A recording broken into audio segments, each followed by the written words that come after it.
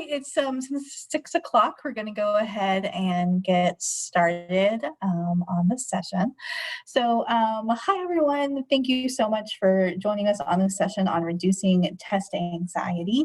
My name is Jessica Kane, and I'm the Austin campus librarian, if you don't know me. And my co-lead, my co-pilot for this session is Esther Garcia from our Dallas campus. She's our Dallas campus librarian. So before we, oops, let me see if I can move to the next slide. There we go. Before we get started, we wanted to remind you that iLearn is currently has a contest going on right now. So every time you attend an iLearn event through March 31st, your name will automatically be entered into a drawing for one of 6 $50 gift cards. Very exciting. So the more events you attend, the more chances you have of winning. And to be entered into the drawing, we just need to make sure that we have your full name. So please go to the participants panel in this meeting and make sure you're logged in under your first and last name. If you're not, you can just find what you're listed as on the participants panel, click on more, and then click on rename. And then you should be able to rename yourself with your first and last name. If you have any issues with this, please don't hesitate to let us know. The best way would probably be to let us know through the chat box, and we'll try to help you walk you through the steps there. All right. So our objectives for this session, what we're going to kind of cover, basically, hopefully, we hope you'll come away from this session having learned more about exactly what test anxiety is, the signs and causes of test anxiety, as well as strategies that you can use to help reduce test anxiety before and during exams. And so we'll also at the end go over some resources that we have found that can also help you with things like relaxation and calming techniques to help you reduce test anxiety. So again, if you have any questions during the session at all, feel free to put them in the chat box, as we'll be monitoring that throughout the session. Or of course, you can always unmute yourself if you want to ask a question out loud. All right, so let's get started. So what exactly is test anxiety? Well, test anxiety is a combination of physical symptoms and emotional reactions that interfere with your ability to perform well on test. So many students experience kind of varying levels of test anxiety for a variety of different reasons. And feeling nervous for an exam or anxious about it is actually perfectly normal. And it's actually been shown through studies that having some levels of stress and anxiety or nervousness can actually help boost your performance. Helps you maybe prime your body to actually get ready for the event and then focus on it once you're in there. However, extreme feelings of anxiety and stress before an exam or during an exam can, of course, have unhealthy results. And anxiety can be, problematic when it prevents you from taking or doing your best on an exam, or, when it starts causing you to feel anxious all the time when you're thinking about your schoolwork. The good news, though, is that test anxiety is really a learned response. And so you can train yourself to stop the behaviors and stop the kind of thinking that causes you to experience higher than normal levels of anxiety before and during exams. It's not something that you just have to live with. It's not something that you're born with. It's something that your body kind of learned to do at one time. And you can certainly take steps to help ease that anxiety that you feel over testing. And in this session, we're definitely going to give you some tips, to help with that. All right. So what are the signs of test anxiety? What may be test anxiety versus a kind of normal level of anxiety or stress? Well, anxiety has 4 different components to it, as we see on the slide. So you have physical, emotional, behavioral, and cognitive components to anxiety. So some physical signs can be things like feeling nauseous, your heart starts racing, you may start sweating, feeling really warm and uncomfortable.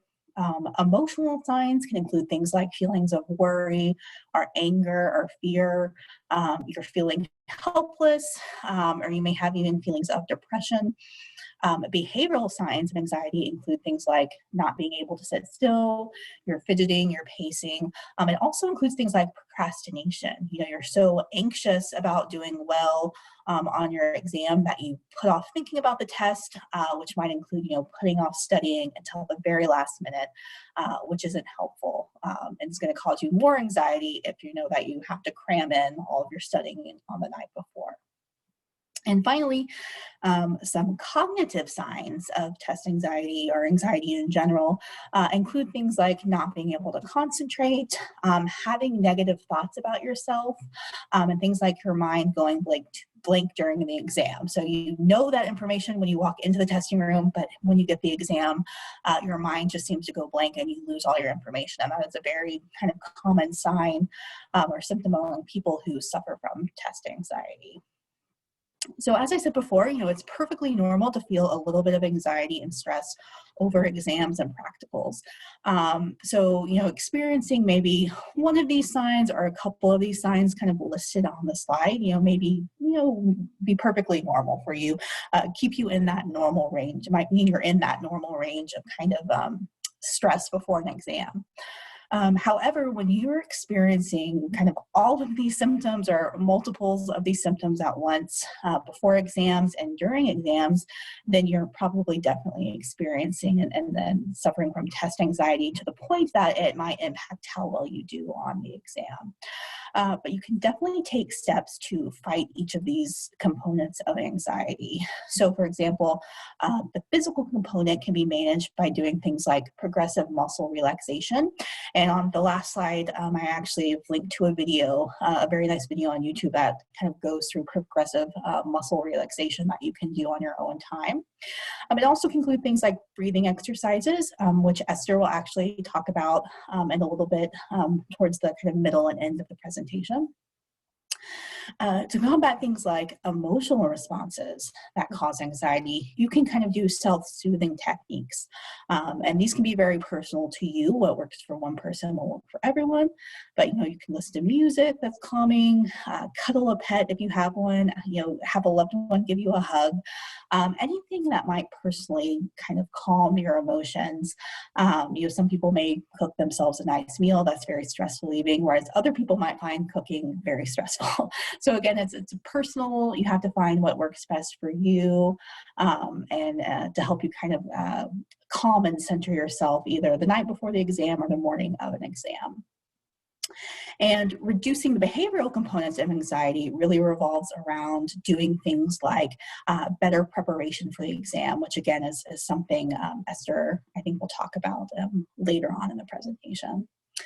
And then finally, to kind of manage the cognitive component of anxiety, which really manifests often in things like negative self-talk, you really want to get in tune with your thinking when you're feeling anxious and turn those negative thoughts into more positive or just realistic thoughts, realistic expectations. For example, automatically thinking that you're going to fail, automatically thinking, you know, if I don't do well on this one exam, I'm never going to be a physical therapist, thinking, you know, I'm not smart enough to pass this or to complete this. Those are all examples, of course, of negative self-thoughts that you may have when you're kind of experiencing test anxiety. And you need to kind of train yourself to recognize when you're doing that, tell yourself to stop having those thoughts and try to flip them around again to more positive or at least realistic thoughts and expectations. You know, you have to remind yourself that you are smart, you have succeeded in the past, and you will succeed at this. I want everyone to remember that, you know, so far in your life, even if you've had some road bumps along the way, you've made it here to grad school. You've succeeded at everything that you needed to do to get here so far. You know, you've made it through every stage of schooling, elementary, middle, high school.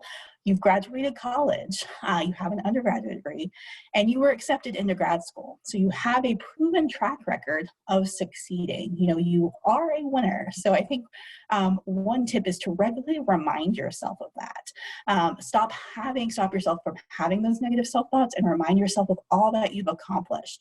And even if sometimes that feels cheesy, maybe it feels cheesy to do that, It's actually been shown in studies that practicing positive self-thoughts and positive affirmations and positive thinking is proven to reduce anxiety and proven to be helpful with test anxiety specifically. So again, even though sometimes it may feel a little bit silly to repeat those positive affirmations to yourself, it really can be very helpful for you. All right. Next, I want to just kind of briefly talk about what are the causes of test anxiety. And I just have on the slide kind of four of that you kind of repeatedly see in the literature as kind of the top causes of test anxiety. So first you have things like fear of failure. So again, as we will repeat kind of many times in this session, some stress or anxiety or nervousness, before test is definitely normal and can be motivating. However, if you start to base your entire self-worth on how you do on one exam, or you think, I have to fail this, or I'm never going to be anything in life, I'm never going to, graduate, that's just extremely harmful, to your mental health and well-being. So people who this is kind of connected as well to perfectionism. People who have very high expectations of themselves, either that you've set on yourself or maybe outside forces have set upon you, like your family has always had really high expectations. Research has shown that kind of people who have that fear of failure, have perfectionism, have high self-criticism, tend to, of course, have high test anxiety and do worse on exams. So if you struggle with those fears of failure, you struggle with perfectionism, again, as I said earlier, you have to try to let it go and try to recognize that you've worked hard and allow yourself to make mistakes, turn those negative thoughts into positive thoughts, because research really does show that when you can replace negative self-talk with positive statements, it can lift your mood and it can lessen anxiety. So it really can be helpful to train yourself into a new way of thinking if you get into a negative thought spiral, if you suffer from kind of perfectionism and fear of failure. Another really big cause of test anxiety for most people is that lack of preparation.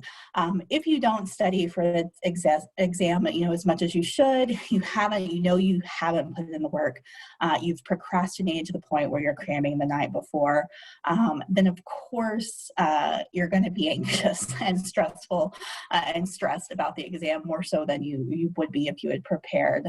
So lack of preparation is definitely one of the major reasons that people will have anxiety about tests. And then finally, poor test history is another reason why a lot of people begin to suffer from test anxiety. Maybe you did poorly on a test, even going way back to childhood. You did poorly on a test that led again to the negative thoughts and feelings. You felt bad about that. And then coming up to the next test you had to do, you remembered that you did poorly previously, and that starts kind of a cycle where you start to be anxious, am I going to do bad on this exam? And you kind of get into this loop of feeling anxious before every exam, and your body kind of learns to go through those emotions, leading you to continuously have test anxiety before every exam, even if you've been doing well on your exams after that one bad exam. You've done well after that, but you still have gotten into this loop of test anxiety. But as I said, the good news is that you really can train yourself out of those thoughts and out of that kind of anxiety cycle that you may have find yourself in. All right, now we're going to kind of do a little activity, this test anxiety questionnaire. Take a few minutes to do this.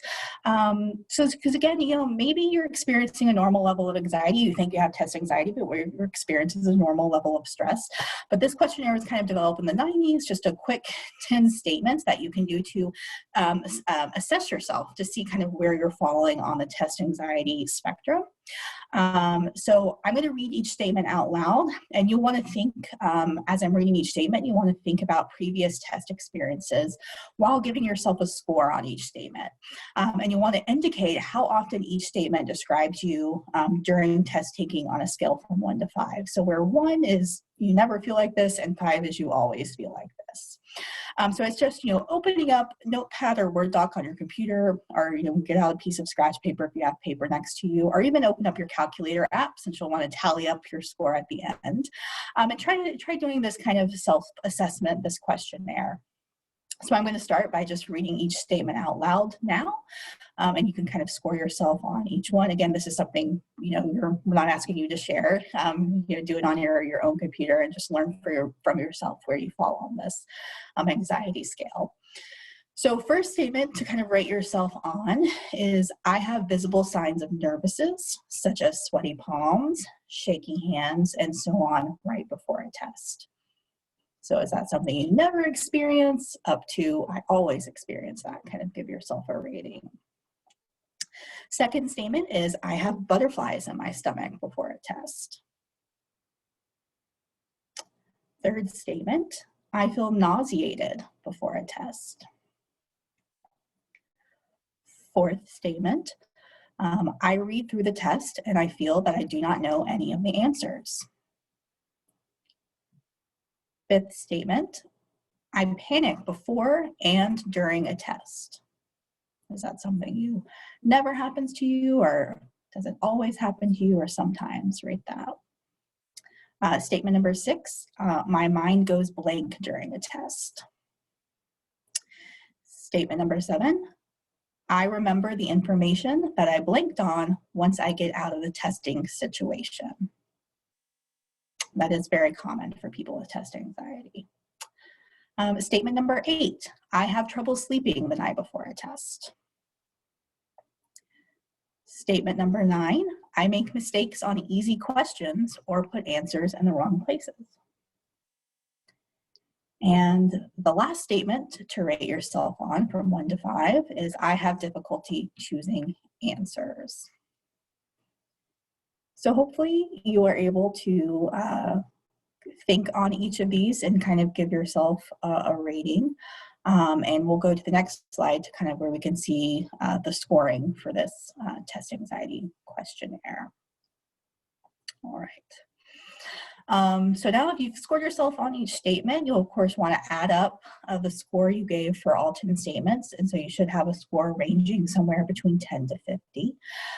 So looking at your score, if you scored low, between 10 to 19 points, that really indicates that you're not suffering from test anxiety, and actually you're probably a pretty chill person if you're scoring that low and not really getting anxious at all or nervous at all for a test. If you score between 20 and 35, this really indicates that you might have some characteristics of test anxiety, but the kind of levels of stress you're experiencing are probably actually normal and actually healthy for you. So you're in kind of a healthy range there. And then if you're scoring over 35, if you gave yourself a score over 35, that does suggest that you are experiencing unhealthy levels of test anxiety. So you should then really want to evaluate yourself, think about what are the causes specifically for you, do you think, for test anxiety?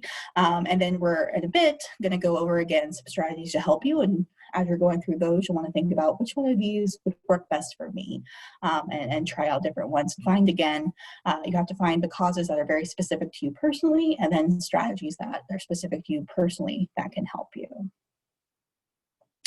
All right, the next thing we're going to kind of talk about is just test anxiety myths, just things to keep in mind. So before, moving on to the tips on how to deal with test anxiety, it's always good just to, remind yourselves about these types of myths that are related to test anxiety. So once again, as we've stated previously, test anxiety is not something that you're born with, and it's not a mental illness.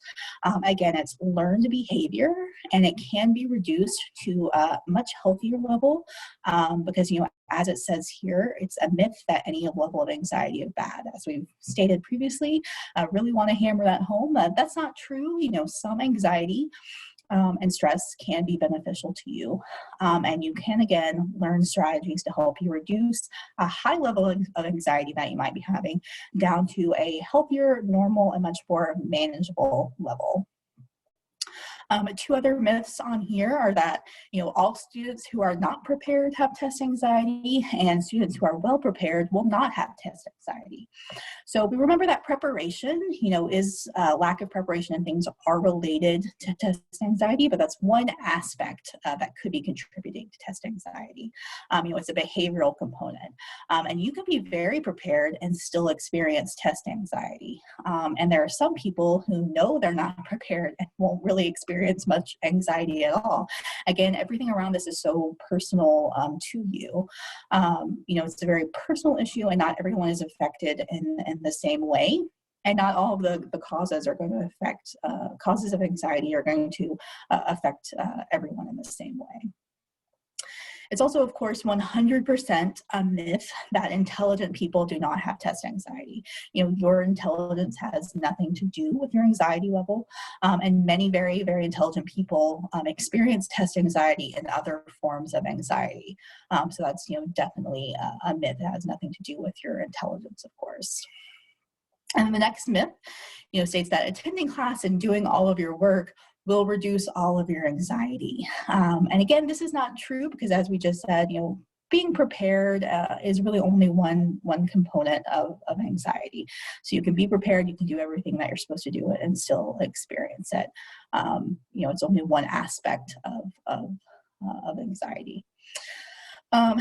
Being told to relax during the test is not enough to make you actually relax. That is a myth. Just like being told to calm down is not going to actually make you calm down. But in a few minutes, Esther will kind of go over maybe different things you can do during a test and before a test that can help you relax yourself, different strategies that can help you relax yourself and ease anxiety during an exam. And then the final myth here is that, reducing test anxiety will guarantee better grades.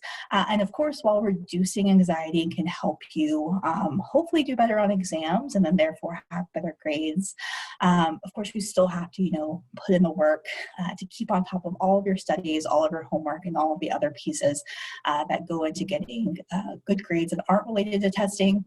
And then, of course, just because you're able to not be anxious during a test, like I said, doesn't mean you're going to do well on it specifically. You still have to, again, study and put in that work to know the material, of course. But of course, reducing that test anxiety can certainly help you perform better on any tests and evaluations you have to do. All right, so those are kind of the top myths that often come up when talking about test anxiety. It's just good to keep in the back of your mind. I think especially the points about the fact that many intelligent people suffer from anxiety. You're not alone in this. It has nothing to do with how intelligent you are or anything related to that. I think is the most important to remember. All right, so now I'm going to actually turn the presentation over to my colleague, Esther Garcia, who will now start by giving you some tips and talk a little bit more about what you might do before, during, and after the exam to help with test anxiety. And again, at the end, also talk about some resources that you might want to check out. All right, your turn, Esther. What a fantastic quiz. Thank you, Jessica. I definitely followed along and I assessed my own test anxiety.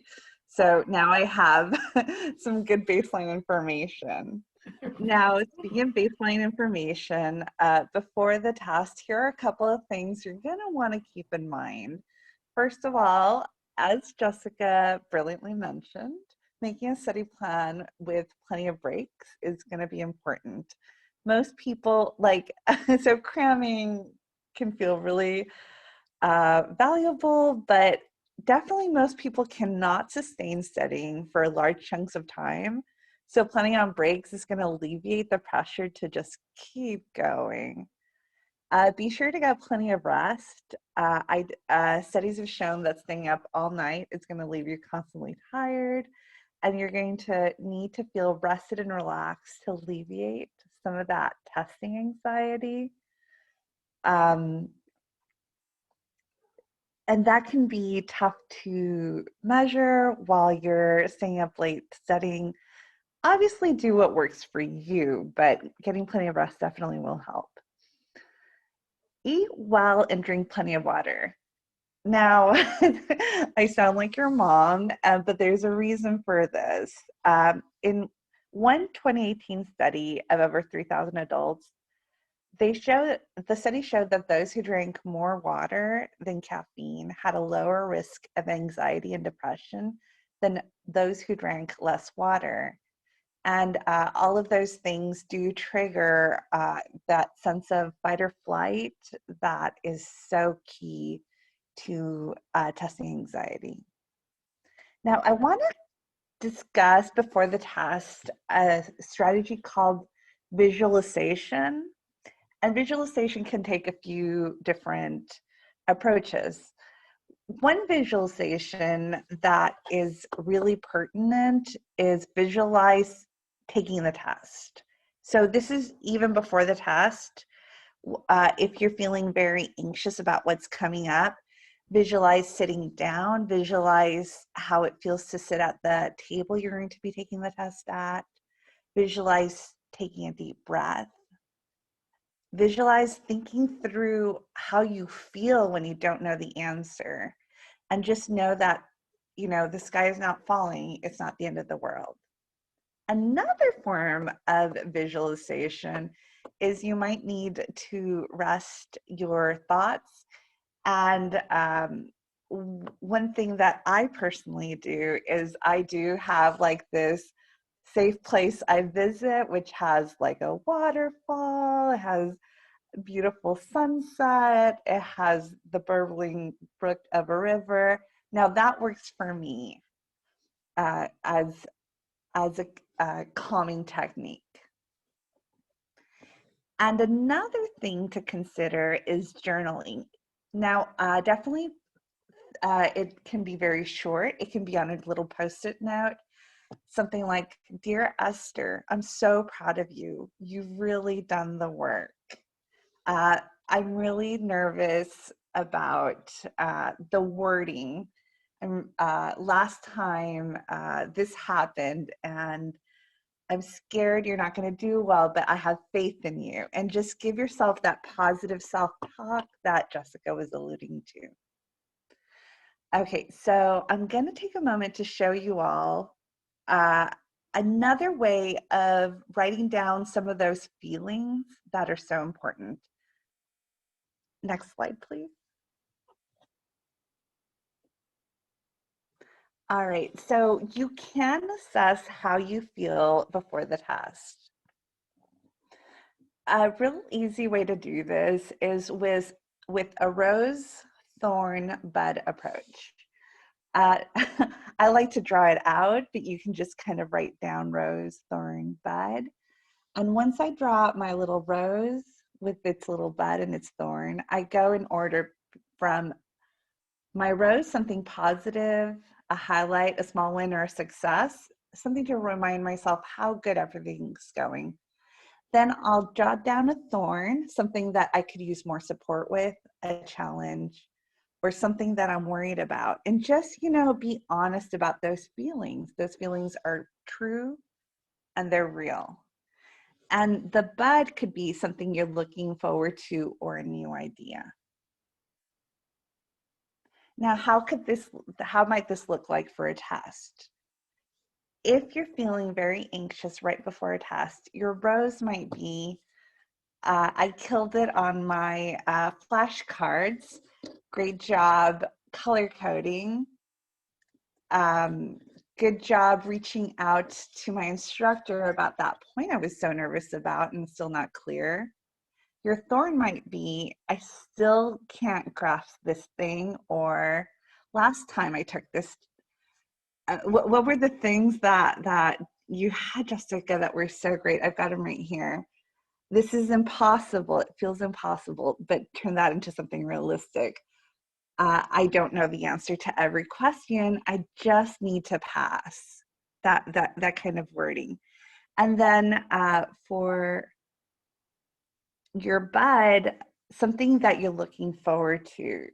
After this exam, I'm going to take the most delicious nap.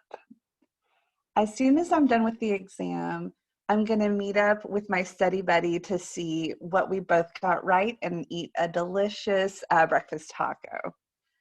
After this exam, I'm going to treat myself to an afternoon at the museum with my friend. Reflecting on things that you're thankful for or grateful for can really help change your mindset. It feels like our neural pathways are stubborn, but they're not set. And going back to those points that Jessica laid out about perfectionist thought versus realistic thought, or negative thought versus positive thought, those things feel really, really set. I always do badly. I never get it right, which is obviously not true, as Jessica mentioned earlier.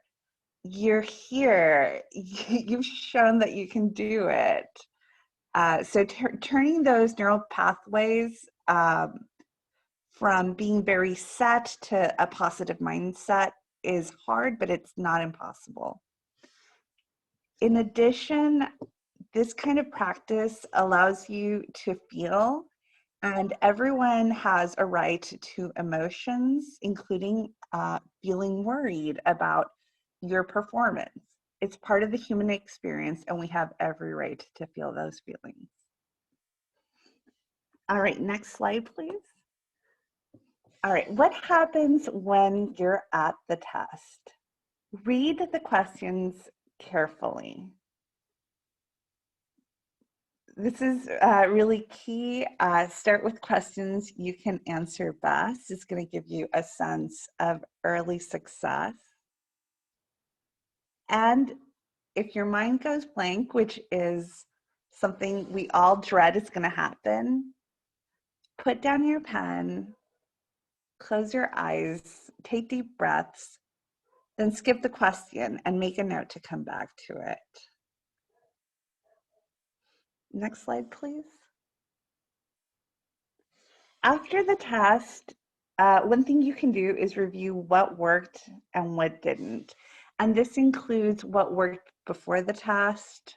This can be review, you can review how your studying helped, whether getting plenty of rest helped or if it didn't help, whether you needed a little more coffee, or if you were a little too anxious because you had too much, like a stimulant that morning, like a energy drink. You can also review, celebrate your success. Overcoming test anxiety is no small feat. And after you've taken your test, no matter what you've done, you have overcome this one obstacle. You did it. You took the test and you did the best you could. And give yourself credit for that win. Engaging in self-care is really important, and taking care of yourself may feel like an extra thing, but it's real time with yourself that's productive. It's going to yield positive results. We have an activity next, and it's a little bit interactive. Have you all ever heard of box breathing?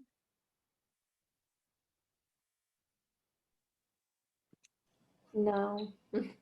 No?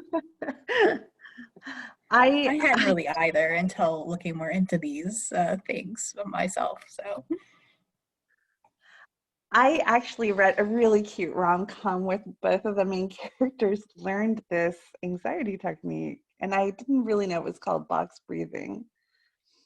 But my app, Headspace, uses this box breathing, and I thought we could do it together, and it would be fun if we could do it, do a round of three different rounds of this. Just be warned that what reduces stress for some people may be stressful for someone else, and there's nothing wrong with that. So we're gonna start, okay, hold on just a second. We're gonna start with the box, okay? We're almost there. All right, now breathe in, hold it, exhale, hold it, One more.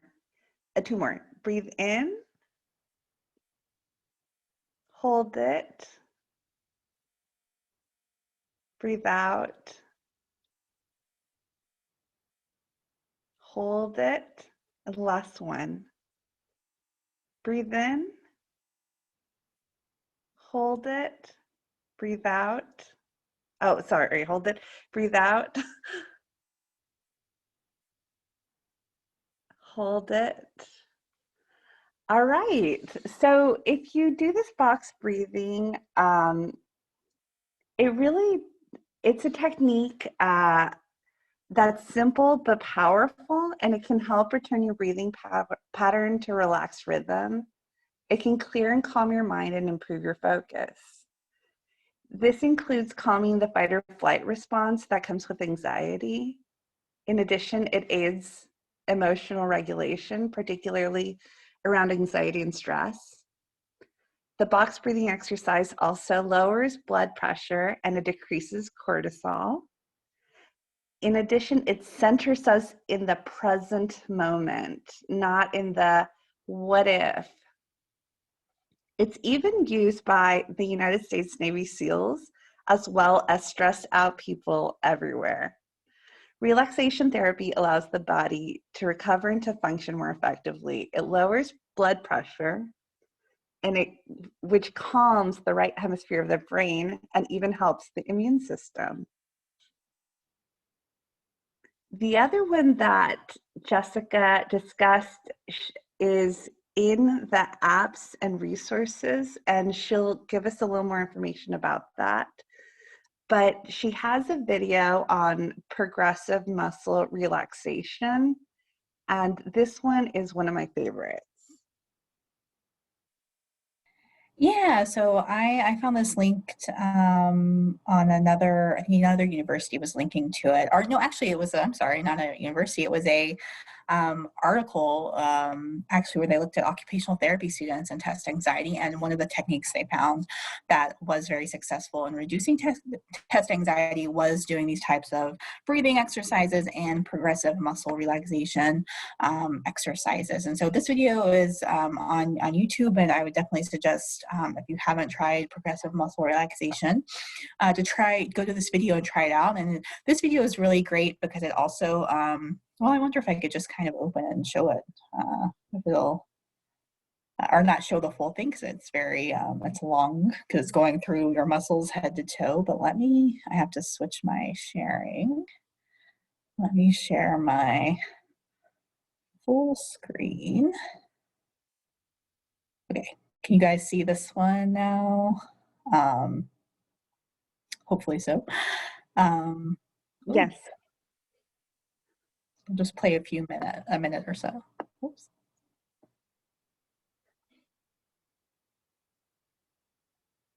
I think there's a share audio.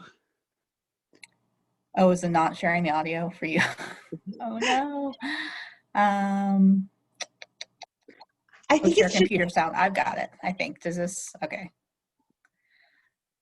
Let's see. Can you hear it? yes, perfect. Begin by allowing your body to get more comfortable wherever you are right now. Take some full, slow breaths in through your nose and out through your mouth. Allow any distracting thoughts to come and go as if you're watching them floating down a stream. And guide your attention back to your slow and easy breathing.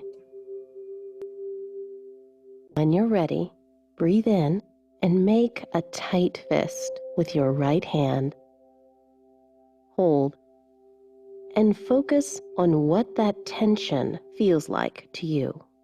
Now, breathe out and release all the tension in the fist. Let your hand become nice and loose.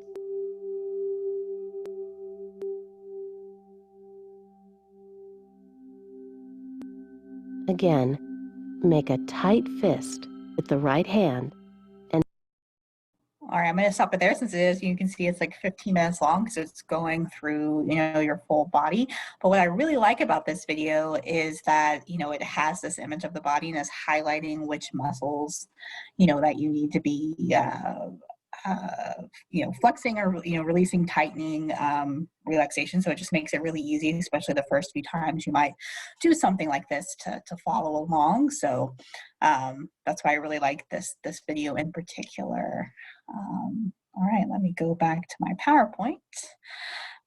So some other resources we have on here, just videos that you can find, a couple of mindful breathing videos and mindful listening videos that are actually on the library's YouTube page. And if you go to our website, the library's website, we have a nice link to our YouTube page, so you can go there and just search mindful, and it'll pull up a lot of these videos that we have on mindful breathing and mindful listening, because these kind of breathing techniques, relaxation techniques, are definitely things you can do before the test, but also during the test. If your heart's racing during the test, try breathing exercises to calm yourself down so that you can start focusing on the test. And then we just listed some mindfulness and relaxation apps that you might want to try. A lot of these are either free or they have a free component or at least a free trial that you might want to try. For both are good for Android or iPhone. So definitely, maybe check some of those out if you're into that. And a lot of the things we've talked about are things that you really need to kind of incorporate regularly into your life. If you regularly try to do breathing exercises every day or multiple times a week, you really can, prime your body to respond to that better, which would be helpful then if you need to do it during a testing experience. I wish we could say that we could have started this session saying, here's the one quick fix for, getting rid of your testing anxiety. But, that's not how life works. There's no quick fixes, or if someone's trying to tell you there's a quick fix, they're probably just trying to sell you something, or going to give you tips that could be actually pretty unhealthy. So there's not a quick fix, but if you incorporate things like breathing exercises, if that works for you, progressive muscle relaxation, if that works for you, try it out. Again, getting rid of those negative thoughts, training yourself to stop negative thinking and switch it to positive thinking is something that you need to practice regularly in your life to make it work for you. But studies really do show that this can help you reduce your anxiety. And even going back, if I just go back to the kind of before, or during the test activities, another thing that can also be really helpful too is, and this is probably, maybe this is harder in the age of online tests, but if you're allowed to have scratch paper during an online test, or you're taking a paper test, another good idea is to, if you're worried about blinking, is to, if you have that scratch paper, try to write down really quickly before you even start the test, like a brain dump of all the important things that are going to be on the test that you need to remember. You can kind of quickly jot those down so that you have that with you. Again, maybe that's harder to do these days with the online proctoring systems might not allow that, but if they do, that's another strategy, as well as, Esther said, reading carefully, starting with the questions that you can answer best. I think that's definitely a very good strategy as well, so that, as she said, you get those successes right away, you feel confident right away, and if you have that boost in confidence, that's going to help ease your anxiety as well. So I just wanted to take a moment to mention that strategy too. All right, that's kind of pretty much our session here. We also have some references on the slides. If you want a copy of the slides, feel free to let us know in the chat. You can put your email in the chat to us, and we can email them to you if you'd like a copy, so that you can kind of have the quick links to these videos, easy access, and apps, or quick links to our references. Some references here, I put on here some links to ebooks we have about test taking strategies in the library that you might want to check out. And again, these are ebooks, so you can just go online and read them or look at them. Some on test taking strategies, some on the Student's Guide to Exam Success, strategies to reduce nursing student test anxiety, although that can be applied to more than just nursing students, of course, an exam success book, So we do have some good kind of ebooks as well on these topics, good articles, as well as, some books about just better test taking strategies, that if you do those, you can also then, of course, incorporating those better test taking strategies could help you reduce anxiety as well. All right, well, before we go, does anyone have any questions for us, or anything, comments, questions?